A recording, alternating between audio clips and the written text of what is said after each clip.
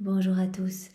Prenons un instant aujourd'hui pour lire et méditer un passage du livre du ciel de Luisa Picaretta. Au nom du Père qui m'a créé, du Fils qui m'a sauvé et du Saint-Esprit qui me sanctifie. Amen. Jésus, je me plonge dans ta divine volonté, je m'unis à toi, je m'identifie à toi, je me consume en toi, je fusionne ma volonté dans la tienne et je te supplie, Seigneur, de venir dans mon cœur. Viens t'y établir, fais-y ta demeure et empare-toi de toute mon humanité que je t'offre une fois de plus en gage de mon amour pour toi. Je le fais vraiment au nom de tous les hommes, de tous ceux qui ne t'aiment pas, de tous les pécheurs obstinés, de toutes les âmes du purgatoire aussi, de toutes les âmes qui vont mourir aujourd'hui et au nom des âmes qui te sont consacrées et qui t'offensent, parfois en s'écartant du chemin. Je veux vraiment t'offrir ce moment où nous nous ouvrons à toi, où nous voulons recevoir tes enseignements pour apprendre à mieux t'aimer, à mieux s'unir à toi, au nom de ces âmes, pour qu'elles puissent revenir à ce pourquoi elles ont été créées, qu'elles puissent s'unir à toi, Seigneur. Jésus, maintenant dispose-nous pour recevoir cet enseignement que tu vas nous donner. Vraiment, ouvre nos cœurs, viens y déverser ta sagesse à toi, ton intelligence, pour que nous puissions vraiment comprendre, mettre en pratique et que vraiment nos vies puissent porter de magnifiques fruits pour toi, pour ta gloire, celle de ton Père et celle de l'Esprit Saint. Merci Seigneur, vraiment, viens maintenant parler à travers ma bouche. Envoie-moi le Saint-Esprit, que je puisse vraiment rester unie à toi dans ta vérité, que je puisse constamment rester dans cette union sanctifiante avec toi, Seigneur. Alors le passage que nous allons méditer est celui du 24 février 1924. Dans le tome 16 toujours. C'est Louisa qui parle. Me sentant immergée dans la divine volonté, je me disais, combien d'autres choses mon doux Jésus ne doit-il pas dire à d'autres âmes sur sa volonté? Voilà, Louisa, elle a l'impression que elle est super méchante et qu'elle reçoit déjà tellement d'enseignements, c'est ce qu'elle pense d'elle-même. Donc elle se dit, à mon avis, Jésus va devoir révéler encore des enseignements et des enseignements à d'autres âmes qui sont bien meilleures que moi. Si à moi qui suis si indigne et incapable, il a dit tant de choses, combien ne doit-il pas en dire à d'autres bien meilleurs que moi? Donc elle se dit qu'elle n'est pas la seule à recevoir ces enseignements. Bougeant en moi, mon aimable Jésus me dit, ma fille, les fondements et tous les biens de la rédemption ont été déposés par moi dans le cœur de ma chère maman. Donc Jésus, maintenant on va parler du fiat de la rédemption qui a été déposé en Marie. Voilà. Dès que Jésus s'est incarné en son sein, il est venu déposer toute l'œuvre de la rédemption en sa maman, qui en est devenue donc la dépositaire. En effet, puisqu'elle fut la première à vivre dans ma volonté, et conséquemment celle en qui je fus conçue, il était juste qu'elle soit la dépositaire de tous les biens de la rédemption. Et lorsque je me suis engagée dans ma vie publique, je n'ai pas eu à ajouter une seule virgule à ce que ma maman possédait déjà. Donc tout a été déposé, tous les biens de la rédemption ont été déposés en la Vierge Marie directement, vraiment dès que Jésus s'est incarné.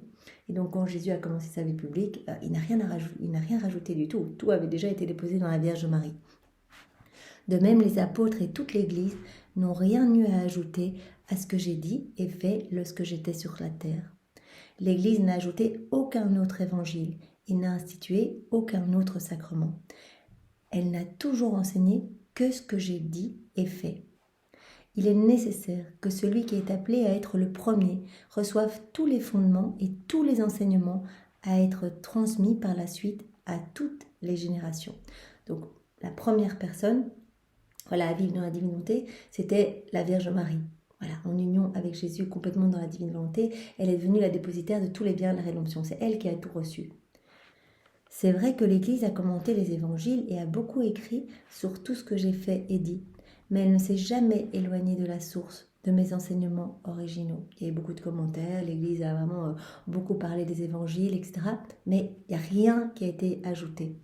Ce sera la même chose en ce qui concerne ma volonté.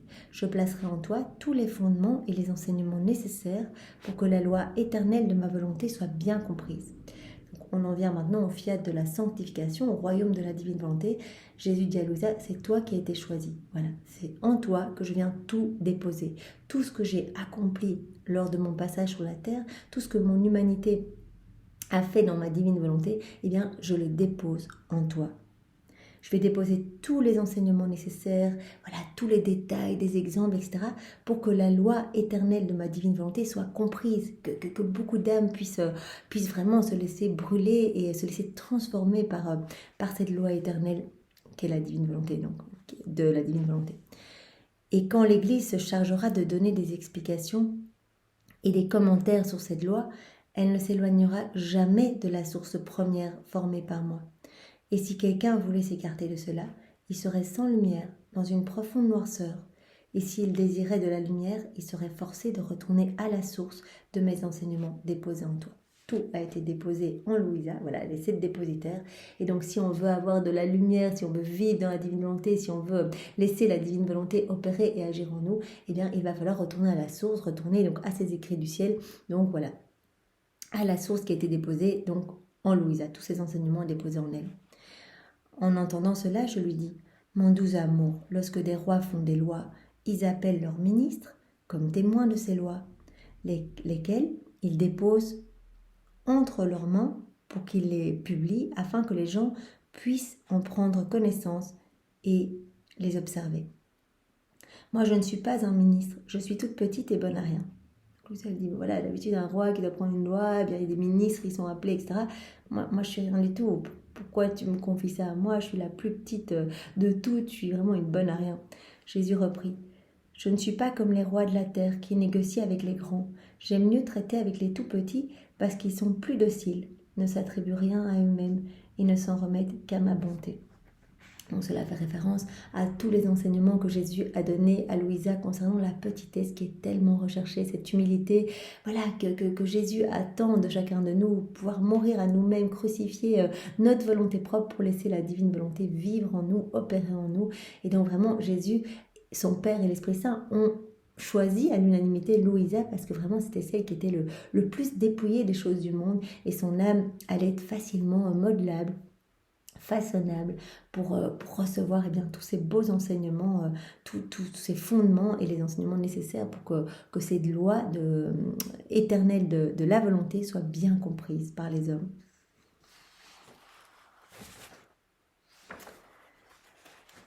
J'ai quand même choisi l'un de mes ministres pour t'accompagner dans ta condition actuelle. Même si tu m'as beaucoup prié de te libérer de ces visites quotidiennes, donc elle avait quand même toujours un confesseur, elle était sous obéissance d'un confesseur. Donc Louisa, elle demandait souvent, voilà Jésus, parce que dans les premiers volumes, Louisa, elle rentrait en état de pétrification. À chaque fois qu'elle voyait Jésus, voilà, elle sortait de son corps et voilà, son humanité était comme pétrifiée en fait. Et donc c'était un confesseur qui devait la sortir de cet état de pétrification en la signant d'une petite croix. Donc elle était complètement dépendante de la venue de son confesseur.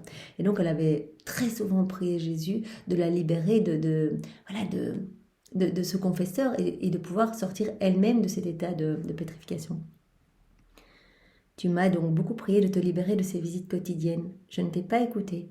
Et même si tu n'étais plus assujetti à tomber dans cet état, je ne permettrai pas que tu sois privé de son aide.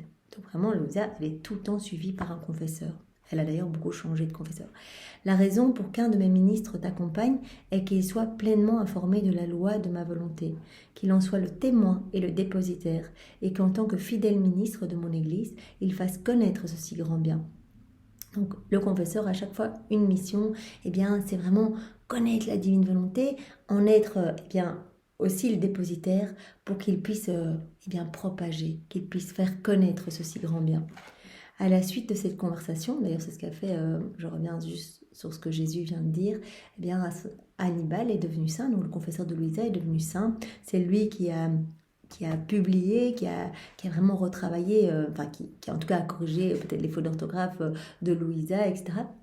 Et donc il a veillé à la diffusion de tous ses écrits. À la suite de cette conversation, je fus tellement immergée dans la divine volonté que je me sentais comme dans une immense mer. Mon esprit y nageait et je prenais une goutte de divine volonté, par-ci, une autre par-là.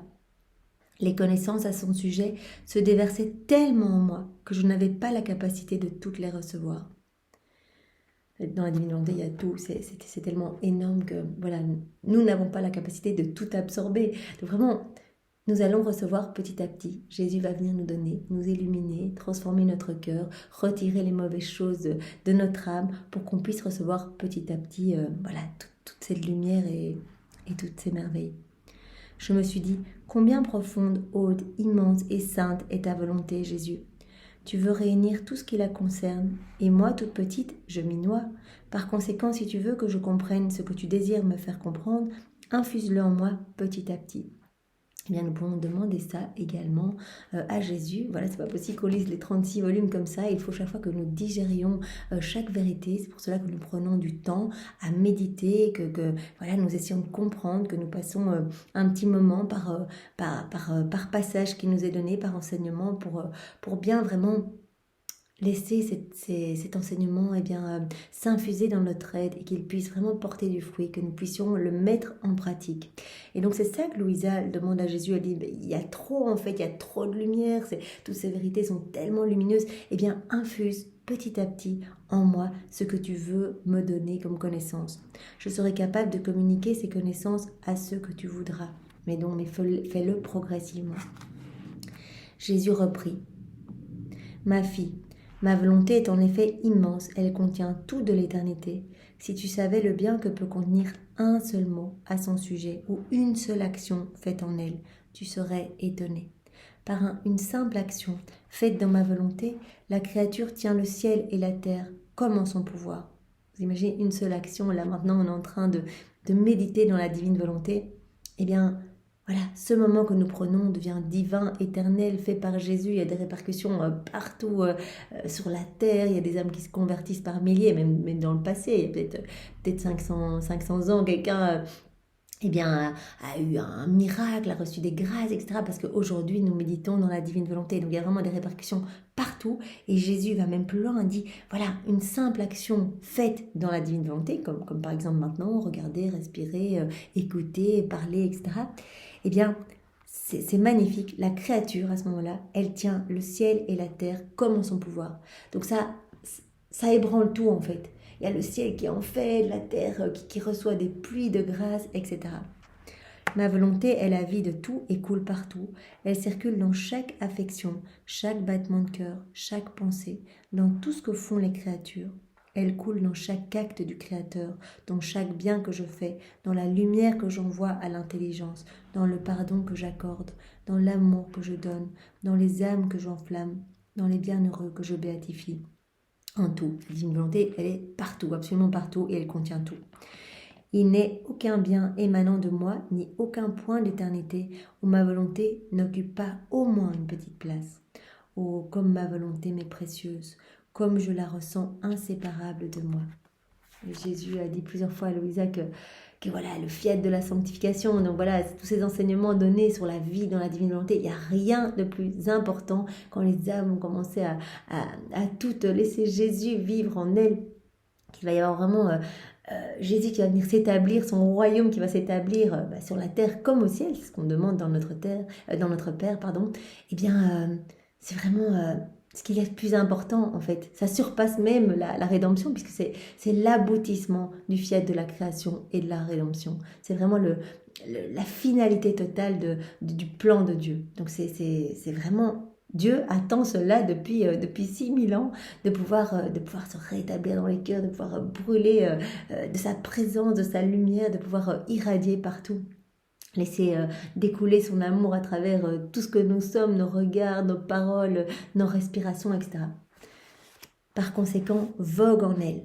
Ne t'arrête pas, ne t'afflige pas, ne te pose pas de questions. Plonge-toi dans la divine volonté, vis, fais des actions et vraiment laisse-moi toute la place. Donne-moi cette place d'honneur dans ton cœur et vraiment illumine partout autour de toi toutes les générations de ma présence en toi. Vogue dans ma divine volonté, tu toucheras de tes propres mains à ce que je te dis. Pendant qu'il disait cela, je plongeais dans l'immense mer de sa volonté et j'y voguais.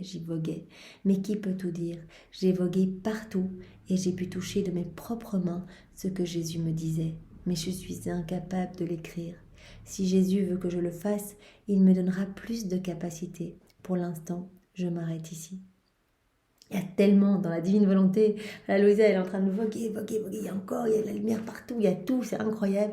Et donc, voilà, souvent ce que Jésus dit à Louisa, eh bien, à chaque fois que tu me donnes du temps, que tu m'autorises à venir faire l'action en toi, donc chaque fois que tu fais un acte dans ma divine volonté, j'élargis les frontières, voilà, de la divine volonté dans ton âme. Il y a de plus en plus, tu reçois de plus en plus. Et à la fin, mais ton âme ne va être que lumière, ma divinité en toi. Et alors, tu seras... eh bien, tu seras un autre Jésus sur la terre. Voilà ce qu'il dit à Louisa dans beaucoup d'autres passages. Donc vraiment, demandons cette grâce de pouvoir accueillir tous les jours, de pouvoir être constant dans nos actions, constant dans nos prières, de pouvoir penser à Jésus dès le matin, à l'appeler tout au long de notre journée pour qu'il puisse prendre cette place dans notre cœur et que nous puissions revenir à cette place d'enfant de Dieu, vraiment à cette place de propriétaire de son royaume, de fils légitime. Alors je vous propose de continuer avec le passage du 8 février 1924. C'est Louisa toujours qui parle. Pendant que je priais, je sentais mon aimable Jésus en moi, priant à un moment, souffrant à un autre et travaillant à un autre. Il m'appelait souvent par mon nom et je lui disais « Jésus, que veux-tu? Que fais-tu? Tu me parais très occupé et très souffrant. Et quand tu m'appelles, accaparé par tes préoccupations, tu oublies que tu m'as appelé et tu ne me dis rien. » Louisa, voilà, Jésus est installé dans son cœur comme il veut s'installer dans nos cœurs. Il veut vraiment être établi dans nos âmes définitivement et faire sa demeure. Donc il est en Louisa, donc il fait tout à partir du cœur de Louisa, à partir de notre âme aussi, si on lui en donne l'autorisation. Donc il prend des décisions pour les hommes, pour le monde, etc., à partir de notre cœur, de la même manière que s'il agissait à partir du ciel. C'est absolument magnifique. Et alors Louisa, ici, elle lui dit, mais Jésus, moi je t'entends, je te réponds, je te parle, et très souvent tu restes en silence. Tu m'appelles, et puis moi j'arrive, et en fait tu ne me parles pas, qu'est-ce qui se passe? Jésus me répondit, ma fille, je suis très occupée, car j'apporte toutes les données de la vie dans ma volonté. C'est nécessaire que je fasse cela d'abord en toi. Donc cela rejoint vraiment le passage précédent où Jésus met en Louisa tous les fondements, tous les enseignements de la vie dans la divine volonté. Voilà, tout ce qui concerne le fiacre de la sanctification est posé dans le cœur de Louisa. Et avant de lui en parler, il l'inscrit en lumière dans son cœur. Ça, nous l'avions vu encore dans un autre passage. Et donc, il reste en silence quand il opère ce travail magnifique dans le cœur de Louisa. C'est nécessaire que je fasse cela d'abord en toi. Donc il est en silence, il grave cette loi éternelle de la divine volonté dans le cœur de Louisa. Et pendant que je le fais, j'illumine tout ton intérieur de la lumière infinie de ma volonté. Louisa, elle est remplie de lumière quand Jésus travaille dans son cœur, afin que ta petite volonté humaine soit pleinement unie à la mienne et en reçoive tous les biens qu'elle veut donner à la volonté humaine. Tu dois savoir que lorsque la divinité créa l'humanité, elle déploya tout ce qu'elle allait donner à l'homme. Ses dons, ses grâces, ses caresses, ses baisers et l'amour qu'elle allait lui manifester. De la même façon qu'elle lui avait livré le soleil, les étoiles, l'azur des cieux et toutes les autres choses, elle avait aussi rangé tous les dons avec lesquels elle devait enrichir son âme. Donc voilà, toute la création a été faite pour l'homme. Voilà, Jésus, l'Esprit Saint et Dieu, ils n'avaient pas besoin de cette belle création, mais c'était vraiment pour que tout soit l'écho de leur amour pour l'homme. Donc tout a été fait vraiment pour l'homme par amour. Et ils avaient réservé aussi un flot de grâce, de bénédictions, de cadeaux, vraiment des torrents et des torrents de bienfaits et de dons qu'il voulait donner aux hommes pour que les hommes puissent vraiment être toujours dans cette connexion avec Dieu, qu'ils puissent se réjouir, que leurs yeux puissent rester toujours fixés sur la Trinité, que leurs mains puissent se lever à chaque instant. C'est à cela que nous étions appelés. Donc Adam, dès le départ, était rempli de tous ces dons, était rempli de la divine volonté, divine science, divine connaissance, tous ces mouvements apportaient de la joie à la Trinité. Enfin, c'était absolument magnifique. Donc il y a vraiment tous ces dons qui enrichissaient continuellement son âme. Quand l'homme se retira de la volonté suprême, chute d'Adam, il rejeta tous ses dons. Mais la divinité n'effaça pas ceci totalement. Elle les laissa en suspens dans la divine volonté, en attendant que la volonté humaine revienne à l'ordre original, en se rattachant de nouveau à la volonté de Dieu. Donc voilà, tous ces cadeaux qui ont été prévus vraiment pour que l'homme puisse rester vraiment imbibés en Dieu, puissent vraiment faire plaisir à Dieu, être continuellement en émerveillement devant tout l'amour de Dieu partout dans la création, et bien comme l'homme n'a pas voulu ces dons en se retirant, en chutant Adam, eh bien s'est déconnecté de la divine volonté, il a voulu agir dans sa volonté propre, et donc il a perdu tous ses dons. Et plutôt voilà, que les reprendre, eh bien Dieu les a laissés en suspens dans la divine volonté, pour que, voilà, maintenant, nous, chacun de nous, eh bien, qui apprenons à vivre dans la divine volonté, nous puissions recevoir tous ces dons. Ils sont tous là, suspendus, ils nous attendent, à chaque fois qu'on fait un acte dans la divine volonté, on reçoit ces dons, en plus de recevoir tous les fruits des actions de Jésus lors de son passage sur la terre. Tous les actes de Jésus sont également suspendus, et quand nous unissons notre acte à l'acte de Jésus, par exemple j'écris dans la divine volonté, eh bien Jésus, quand il écrivait, eh bien il ne faisait pas qu'écrire, il faisait des choses magnifiques, peut-être qu'il gravait dans les cœurs son amour, voilà, il gravait ses béatitudes, etc. Eh bien nous, quand nous écrivons et que nous unissons cette action à celle de Jésus, directement tous les fruits de l'action de Jésus viennent se déposer dans notre cœur. Mais donc nous avons vu ici, pas que, nous recevons également toutes les grâces, les bénédictions et les cadeaux qui étaient initialement prévus pour les hommes, pour que l'homme puisse vraiment grandir en spiritualité. Donc vraiment, notre âme va recevoir à chaque acte fait en union avec Jésus, et bien cette douche de lumière, cette douche de cadeaux, et donc c'est magnifique, quoi.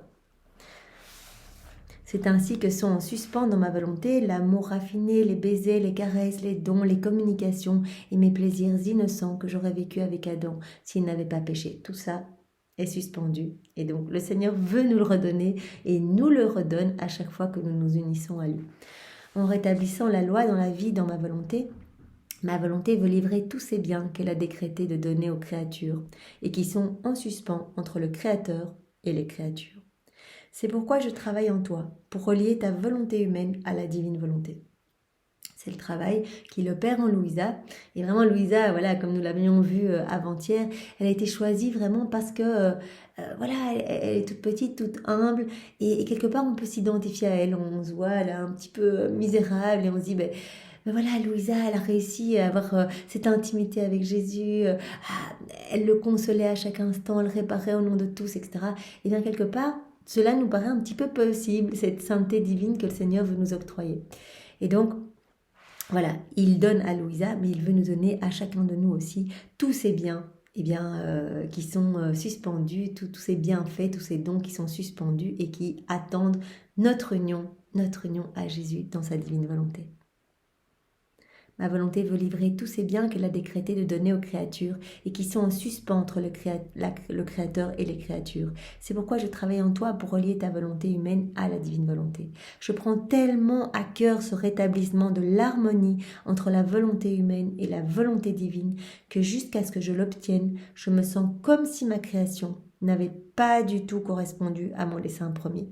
Oui, donc la volonté humaine n'est pas reconnectée à la divine volonté, eh bien, on ne répond pas du tout au plan de Dieu. Jésus a l'impression, voilà, il le dit, je me sens comme si ma création n'avait pas du tout correspondu à mon dessein premier, c'est-à-dire que l'homme soit rempli de divin. Si nous, on se plonge dans les choses du monde, qu'on relaie Jésus à la dernière place, on ne pense jamais à lui, on vit vraiment pour notre orgueil, notre ego, pour gagner plus d'argent, faire plus de voyages, etc., mais Jésus, il est tellement offensé, et chaque acte fait vraiment en rupture avec sa divine volonté lui cause une mort, et donc cela lui donne l'impression que le plan de Dieu n'a pas encore trouvé son aboutissement. Donc c'est tellement important, ce rééquilibrage entre le ciel et la terre, entre les hommes et la Trinité. Vraiment ce flux et reflux d'amour, tout est vraiment dans l'amour. On reçoit cet amour à profusion partout autour de nous, par notre vie, par nos battements de cœur, par tout ce qu'on reçoit, même si on a l'impression que peut-être, voilà, on n'a pas beaucoup de chance ou n'importe quoi. On voit, nos yeux peuvent voir des choses dehors, on parle, on peut respirer. On a reçu la vie, vous voyez, le matin on se réveille, notre souffle est entre les mains de Dieu, donc on a encore le souffle le matin, donc merci Seigneur pour la vie, merci pour tout ce que tu nous donnes. Vraiment le Seigneur dit que c'est très important qu'on puisse retourner dans cette réciprocité d'amour, dans cette harmonie. Vraiment c'est une harmonie entre le ciel et la terre, et cela va s'opérer si les hommes s'unissent à Jésus, et dans la divine volonté on a accès à tous, à toutes les œuvres, à tout, on va pouvoir, au nom de tous, réparer, aimer, bénir, louer, glorifier, demander pardon. Sache que si j'ai accompli la création, ce n'était pas parce que j'avais besoin d'elle. J'étais suffisamment heureux en moi-même. Je l'ai réalisé parce que, en plus de tout le bien contenu en nous, nous voulions un plaisir provenant de l'extérieur de nous. Donc si la création a été, magnifiquement réalisée, c'est parce que eh bien, la Trinité voulait un plaisir ad extra, à l'extérieur d'eux. Ils voulaient vraiment cette réciprocité d'amour avec l'extérieur. Entre eux, ils n'avaient pas besoin. C'est un amour magnifique. Ils ont la même divine volonté, vraiment qui les tient parfaitement unis. C'est pourquoi tout fut créé. En fait, c'est pour donner à l'extérieur, pour donner cet amour à l'extérieur et pour recevoir ce retour d'amour. Dans une immense effusion de notre amour très pur, nous avons conçu la créature de notre souffle tout-puissant, afin que nous puissions nous réjouir avec elle et qu'elle soit heureuse avec nous et avec toutes les choses que nous avons créées par amour pour elle. Donc c'était vraiment pour être dans cette joie immense de partager, de donner de l'amour, d'en recevoir, etc.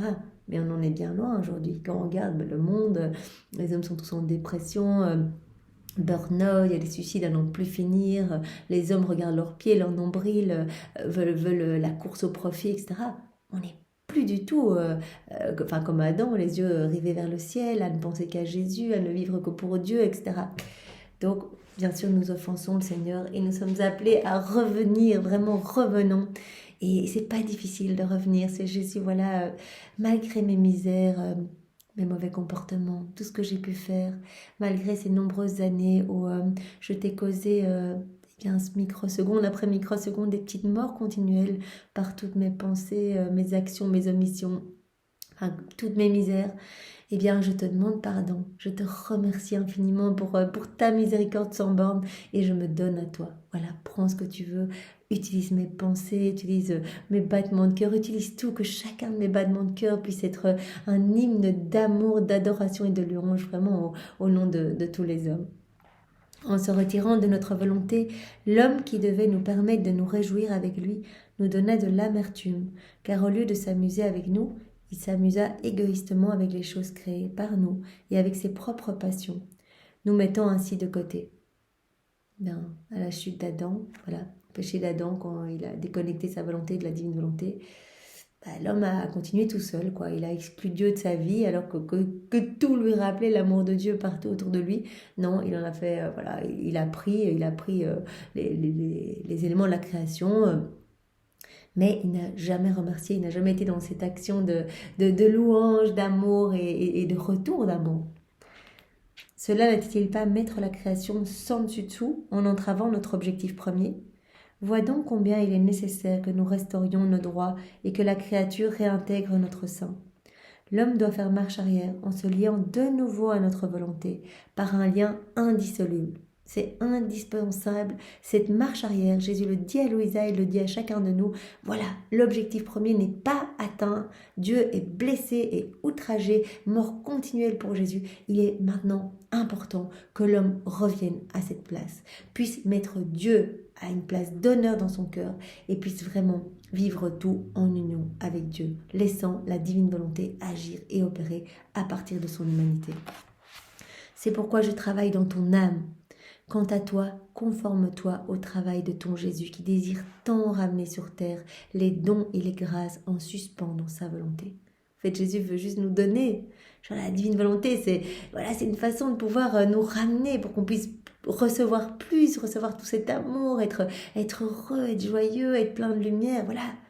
Ils veulent nous donner, le Père, Jésus et l'Esprit Saint veulent donner, ils veulent nous aimer, ils veulent notre bonheur.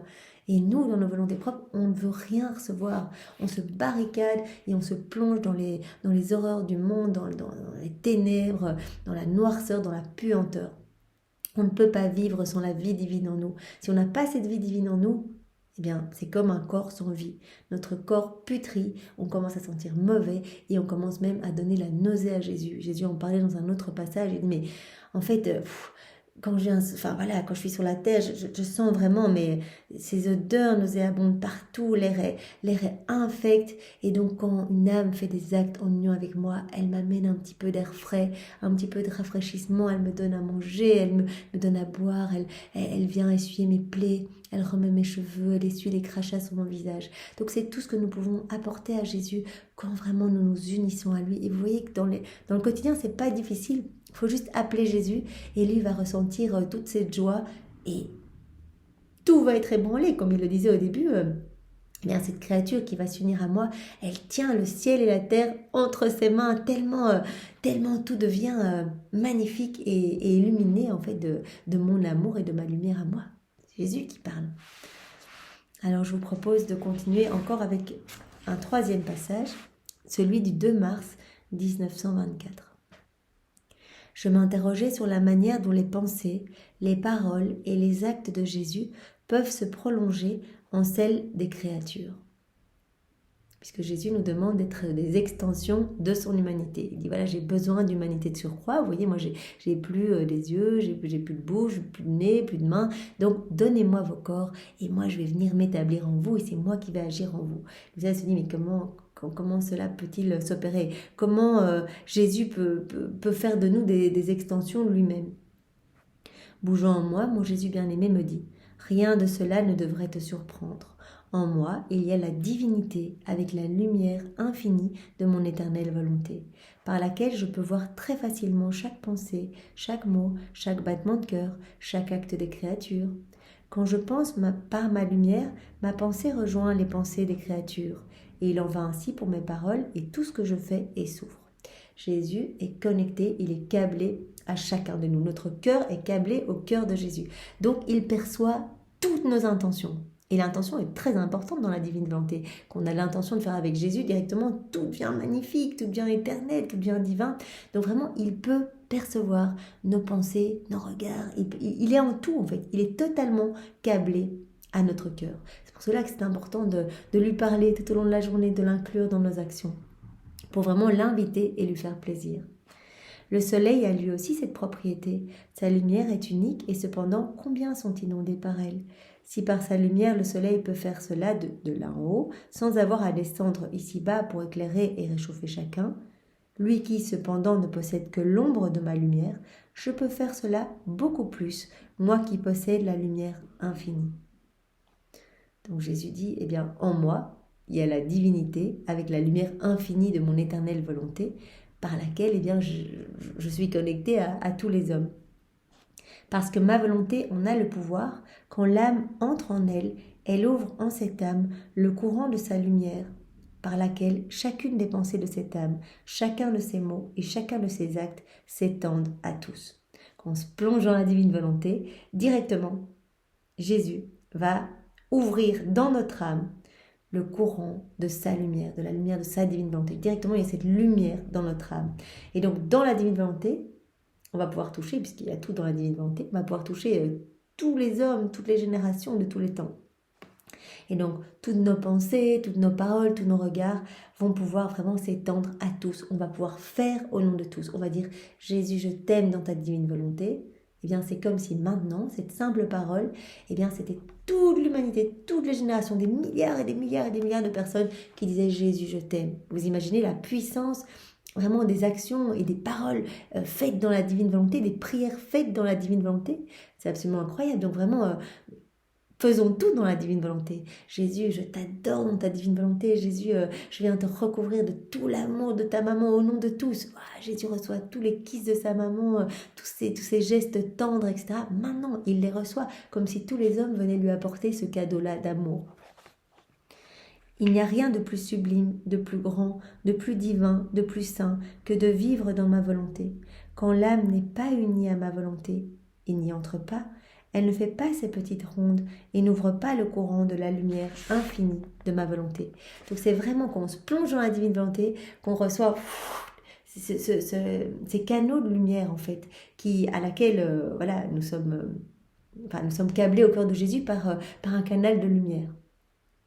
Et quand nous faisons notre volonté propre, nous obstruons ce canal.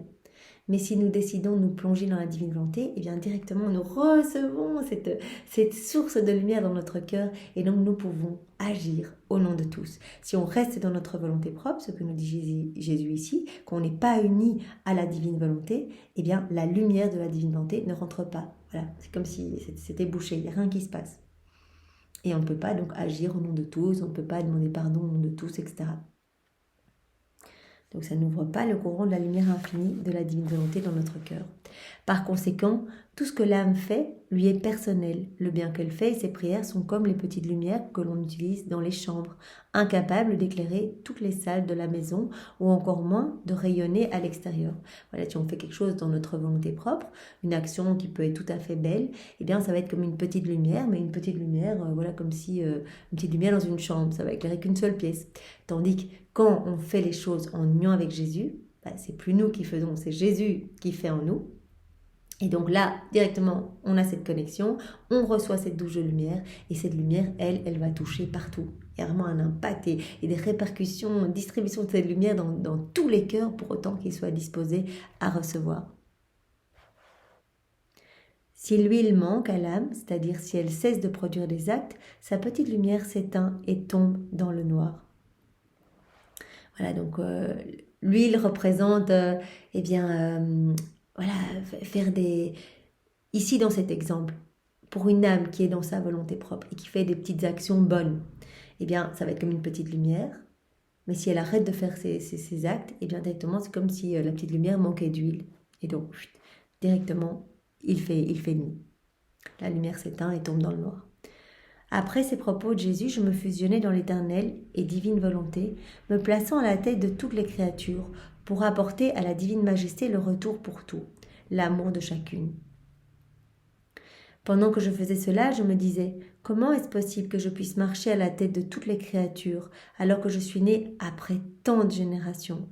Tout au plus, je devrais me placer au milieu entre les générations passées et les générations futures, ou plutôt à cause de mon insignifiance derrière tout le monde. Donc Louisa, elle dit voilà, je viens au nom de tous parler vraiment comme Jésus lui a appris, je me plonge dans la divine volonté, je viens faire mes réparations au nom de tous, je viens donner mon amour au nom de tous, je viens bénir au nom de tous. Puis elle se dit en fait pourquoi je me mets à la tête de tout le monde alors que je suis née bien après, je devrais être au milieu en tout cas des générations passées et futures. Même pire, parce que je suis une mauvaise personne, elle se sent toujours méchante, etc. Donc elle l'a dit plusieurs fois à Jésus, je suis ta petite Cativa, etc. Et bien je devrais me placer après tout le monde. Je ne suis pas digne de commencer à faire ça au nom de tous, de me placer à la tête de tous. Bougeant en moi, mon aimable Jésus me dit, ma fille, la création tout entière a été faite pour que tous accomplissent ma volonté. La vie des créatures devait couler dans ma volonté comme le sang coule dans les veines. Les créatures devaient vivre dans ma volonté comme mes propres enfants. Rien ne devait leur être étranger de ce qui est mien. Je devais être leur père tendre et aimant, et ils devaient être mes enfants tendres et aimants. Tel était le but de la création. Voilà, une fois de plus, Jésus nous parle vraiment du but premier de la création, voilà, que nous soyons totalement en connexion avec Dieu, remplis de divin et amenant tout le temps la réciprocité d'amour à la Trinité. Mais comme les générations précédentes ont dévié de ce but, elles seront placées derrière et ma volonté placera en premier les créatures qui seront et demeureront fidèles au but pour lequel elles ont été créées. Donc Jésus dit, en fait, j'aime tellement la vie dans ma divine volonté, cela amène tellement de joie et c'est le but premier en fait, c'est vraiment ce que Dieu voulait au départ, que tout le monde soit vraiment... unis à la divine volonté. En fait, on a reçu notre volonté humaine pour qu'elle reste toujours connectée à la divine volonté. C'est tellement quelque chose d'important pour Jésus qu'il dit que toutes les âmes qui vont vivre dans la divine volonté, qui vont essayer de s'unir à Jésus, etc., vont pouvoir être avant tout le monde, vont pouvoir être placées en premier et agir au nom de tous. Voilà, donc je placerai vraiment en premier ces créatures qui essayeront d'être fidèles, de s'unir à moi et de revenir à ce pourquoi elles ont été créées. Ces âmes, qu'elles soient venues avant ou après, occuperont la première place auprès de la divinité. En ayant répondu au but de la création, elles seront distinguées parmi toutes et marquées du halo de notre volonté, comme par une pierre précieuse éclatante. Et tous les laisseront passer pour qu'elles occupent les premières places d'honneur. Donc Jésus parle vraiment de ces places d'honneur qui sont réservées aux âmes qui vivent dans la divine volonté. Elles seront donc marquées du fiat, du fiat divin. Elles seront marquées du halo de la divine volonté comme une pierre précieuse. C'est comme si Jésus imprimait dans le cœur de toutes les âmes qui essayent de vivre dans la divine volonté, eh bien cette pierre précieuse. Et voilà, au moment où on passera de l'autre côté, eh bien on laissera passer ces âmes en premier parce qu'elles seront porteuses eh bien, de ce diamant, de cette lumière divine, de cette vie divine dans leur cœur. Il n'y a là rien de surprenant. La même chose arrive aussi en ce bas monde. Imagine un roi au milieu de sa cour, de ses ministres, de ses députés et de son armée, et que son petit enfant prince s'amène. Même si tous ces personnages sont grands, qui ne donnerait pas libre accès au petit prince pour qu'il puisse occuper sa place d'honneur aux côtés du roi son père, qui oserait se comporter avec le roi avec la familiarité que peut se permettre cet enfant? Qui blâmerait ce roi et son fils du fait que même si ce dernier est le plus petit de tous, il passe au-dessus de tous et prenne sa place première et légitime auprès du roi son père? Certainement personne. Tout au contraire, tous respecteront les droits du petit prince. Voilà, Jésus prend cet exemple en disant il y a un roi, des personnes super importantes devant, des riches ministres, etc. Enfin, des personnes haut placées devant lui. S'il y a le tout petit enfant, le petit prince qui arrive, tout le monde le laissera passer et c'est normal. C'est sa place de fils légitime et donc tout le monde respectera qu'il passe avant tout le monde et qu'il peut avoir cette place d'honneur. Eh bien, le Seigneur nous rappelle que nous aussi, nous sommes les enfants légitimes. Et il nous appelle à revenir à cette place de propriétaire de tout son royaume, de cette place d'enfant de lumière. Nous sommes écartés de cette place. Pour le moment, nous sommes juste en train d'essayer de nous débrouiller tout seuls, nous remplir d'horreur, etc.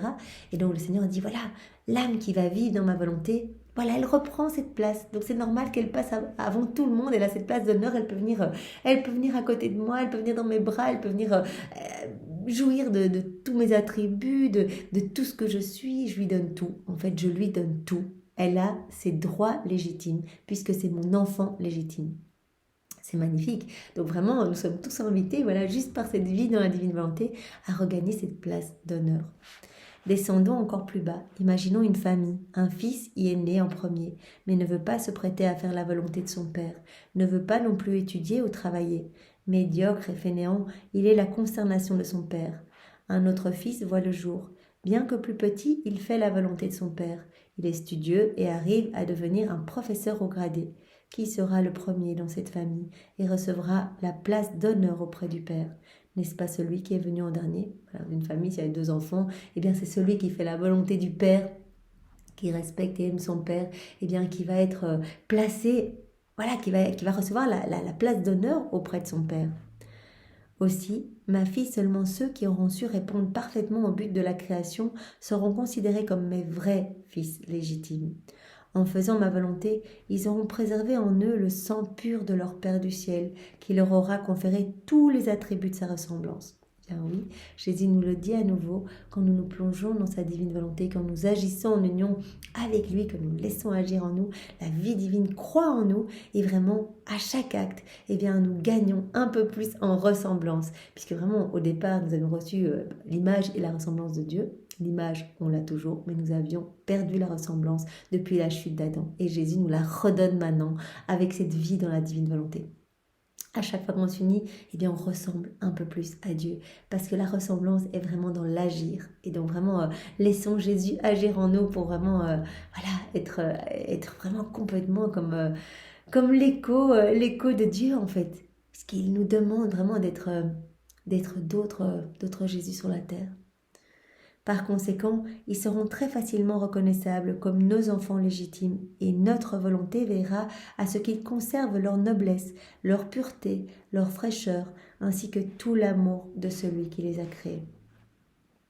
On va recevoir tout en fait. Jésus veut tout nous donner. Rappelons-nous toutes ces choses qui sont en suspens, qui étaient réservées pour l'homme au moment de sa création. Au moment de sa chute, tout est resté en suspens.